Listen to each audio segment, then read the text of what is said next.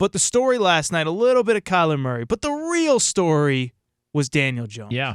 So I'll be honest, I was away from the TV at that exact moment, and I go on Twitter, and literally about 8 or 9 straight tweets. Daniel Jones, my Saturday partner, Arnie Spanier. Build him the Hall of Fame bust right now. Arnie Spanier, I'm Arnie Spanier. So Daniel Jones, really phenomenal performance, 6 for 6, touchdown pass, and then he's pulled. Keep in mind, this is the same guy who, of course, was booed on draft night, number 6 overall pick, lost to Wake Forest, lost to Pitt. He didn't exactly move the needle at the college level. Booed on draft night, comes out, looks phenomenal, and because of the limited success early in one preseason game, we now have Twitter saying that there should be a quarterback controversy / quarterback battle in New York with the Giants. Do you buy it? Are you ready to just send Eli out to pasture after one drive from Daniel Jones? Well, that being said, and I got a lot of heat for this, but I defended Dave Gettleman when he chose Daniel Jones because clearly they saw something they liked, and Dave Gettleman knows more about football than I do, and so I take it as, all right, that's what he thinks is his guy. Go ahead, make your pick, and we see what happens. It's one game. All right, everybody's got to calm down. The quarterback controversies, all of that tie into it. Welcome to sports radio, sports talk, sports media nowadays to where everything is an overreaction. Everything. I think it was an overreaction, the criticism Dave Gettleman got for taking Daniel Jones with the number 6 overall pick in the draft, and I think it was an overreaction for everybody all of a sudden steer their car back the other way in traffic and say, oh, well, my God, we've got a quarterback controversy. One drive. We've seen 6 throws. Everybody just, all right, take it easy. Take it down a notch. Let's see how it plays out. He's going to play this season. He will be the starter this season. I don't have any doubts in my mind. Basically, and my reasoning behind that is Pat Shurmur needs to save his job. All right. You can't have 2 bad years in a New York market and expect to stick around there because the patience may not be there. Pat Shurmur wants to save his job. If he feels like Eli Manning isn't going to save his job, but the hope of Daniel Jones and the promise of Daniel Jones is going to make the organization want him to be the guy to work with Daniel Jones moving forward, he's going to make the switch to save his own gig, and I think Daniel Jones will be the starter. Before we get to last night, why were you so sold to not rush the process? Why didn't you believe that we should be critical of David Gettleman when there was really no proof of anything that we've seen? And by the way, there was rumors that he would have fallen deep into the first round, maybe into the second if the Giants hadn't taken him at 6. He certainly would have been available with that second pick. Why did you believe that he shouldn't be criticized for that pick? I don't buy any of the draft rumors that go into it. I think that a lot of people are trying to steer people in different directions. I think they use the media as pawns in their mixed messaging game. And so when it comes to the draft, I feel like if you're an organization and you've got conviction in a player and you like that player at that spot, you take a chance and you go and you pick him. Don't wait around in hopes that you're going to lose him. When the Bears traded up to get Trubisky, I backed him on it. I said, look, they didn't want to take a chance, even though nobody believes that he would have fallen any further past where he fell.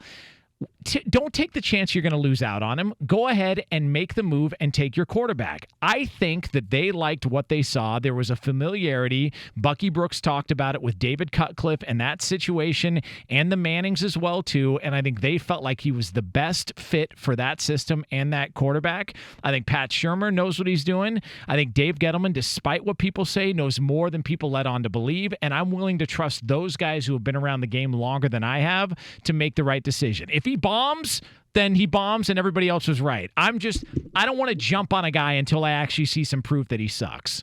Yeah, as my Saturday partner Arnie Spanier says, I don't got 5 years to wait to see if he's going to make it work. Oh my God. But I don't necessarily disagree. I kind of disagree, but about back to last night, because I did think it was interesting how quick the quarterback controversy conversation came up, right? Like it was all like you said, Daniel Jones, the worst quarterback. He lost to Pitt. He lost to Wake Forest. Now he's going to come, and then he was phenomenal. Where the thing that's really interesting to me about what happened last night is that normally I'm on Team Jonas Knox in the sense that any overreaction to NBA Summer League or NFL preseason, I don't buy.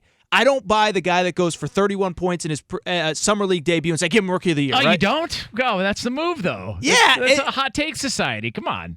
And so I bring that up because I wouldn't normally say, like, let's rush to judgment and Daniel Jones, he's the future. Bring Eli behind the shed and hit him over the head with a shovel. Like, I wouldn't normally do that.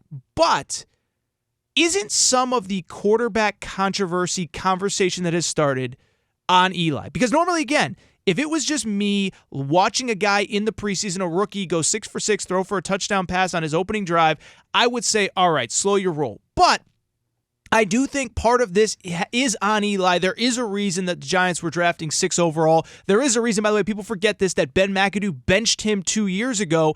And so I think part of the reason is because people are like, yeah, Eli really hasn't been that good. This guy actually gives us a little bit of hope. Normally, I wouldn't be so quick to jump on the Daniel Jones bandwagon, but I feel like part of this is Eli's responsibility as well. Yeah, and really it's this easy. Has Eli Manning, in your opinion, peaked as a quarterback? I would say Yes. yes. And I don't think you can even question that. So if he's peaked as a quarterback and you know what he is and you know what he's going to be, then guess what? It's time at some point to pull the trigger and make the move to Daniel Jones. And I think that's going to happen sooner rather than later. And the media that pushed back on Ben McAdoo for wanting to bench, and that story gets a little twisted because everyone says, oh my God, Ben McAdoo wanted to bench Eli Manning. No, actually, it's not how it happened. What happened was Ben McAdoo told Eli Manning, look, we want to see a little bit of Geno Smith, so we're going to give him the second half. But, we know you got your consecutive start streak, so let's go ahead and we'll start you. And Eli Manning just said, no, if you're just going to bench me in the second half, just don't play me at all. Okay, so he did. And then a bunch of people got fired, and everybody ripped the Giants, and everybody came to the defense of Eli Manning. And here we go again, similar to the hot take and the overcorrection to what we had before. Now everybody's jumping on with Eli Manning's done and he's finished. Well, Ben McAdoo tried to tell you that 2 years ago, 3 years ago, and nobody wanted to believe him.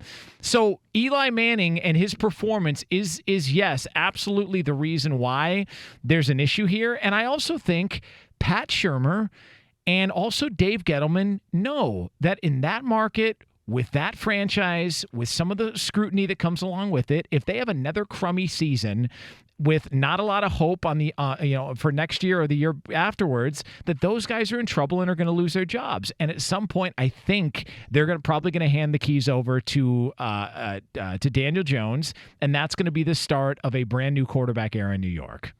Well, it's really interesting, right? Because in theory, I feel like, and we'll see, right? It's one game, it's 6 throws, it's obviously overreaction. But I don't feel like this is Geno Smith 2 years ago. I feel like, ironically, like many years ago when I think it was Kurt Warner, maybe that was the Giants quarterback. And then once they went in on Eli years ago, they had to stay there. And I feel like this is now, like once you go in on Daniel Jones, I think the Giants have to stay there. So I'll be curious when that happens. I'll be curious, frankly, if that happens, because, if Eli, and they have a manageable schedule to start. They play at the Cowboys. Who knows if Zeke will be there? Who knows who's going to be there with the Cowboys? And they play Bills at home, Bucks on the road, Redskins at home. I mean, that is a manageable 3-1, 2-2 type start. I just think it's going to be so fascinating to watch, assuming that Daniel Jones can keep up some, iteration of what he did last night, because I think that he is now the top 10 pick. He is the future of the franchise. Once you go to him in the regular season, you can't go back. Yeah, and Kurt Warner even talked about that. When he was the veteran quarterback backing up Eli Manning, they pulled Eli Manning out of the game and put in Kurt Warner. And Kurt Warner told them afterwards, don't ever do that again. All right, don't ever do that to a young quarterback. Afterwards, he said, leave him in there. It's his team now. I'm calling my shot right now. Daniel Jones will be the starting quarterback for the New York Giants Week 7 at home against the Arizona Cardinals. Oh! Here's why I say that.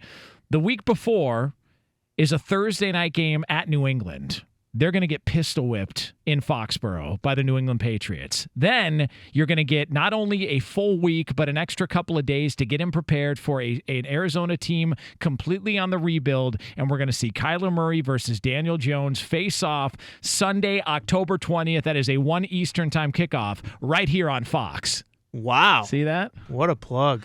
How about that?